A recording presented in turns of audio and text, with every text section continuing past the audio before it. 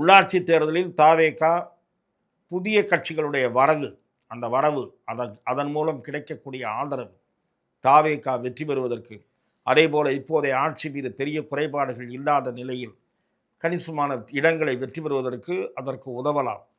ஆனால் நாடாளுமன்ற தேர்தல் என்பது இன்னும் 2 ஆண்டுகள் தள்ளி இருக்கிறது.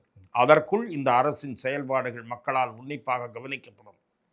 நீங்கள் கொடுத்த வாக்குறுதிகளில் பெரும்பாலானவற்றின் பக்கம் இன்னமும் இந்த ஆட்சியின் பார்வை திரும்பவே இல்லை. 2 வாக்குறுதிகள் அரைகுறையாக செயலுக்கு வந்திருக்கின்றன, முழுமையாக செயலுக்கு வரவில்லை. ஆகவே மீதி வாக்குறுதிகளை எப்போது நிறைவேற்றப் போகிறீர்கள், எப்படி நிறைவேற்றப் போகிறீர்கள், எங்கே நிதி சேர்க்கப் போகிறீர்கள் என்றெல்லாம் மக்கள் கவனித்துக் கொண்டிருக்கிறார்கள். எதிர்க்கட்சிகள் அந்த சந்தர்ப்பத்திற்காகவே காத்திருக்கின்றன.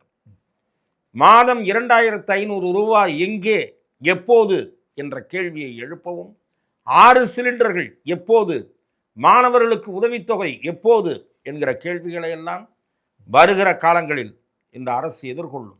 6 மாதம் இதற்கெல்லாம் அவகாசம் கேட்டு ஓட்டலாம். 6 மாதத்திற்கு பிறகும் ஓட்ட முடியாது. ஒவ்வொன்றாக இதை நிறைவேற்றிவிட்டோம் பாருங்கள், இதை செய்துவிட்டோம் பாருங்கள் என்று சொன்னால்தான் 29 ஓட்டு வாங்க முடியும்.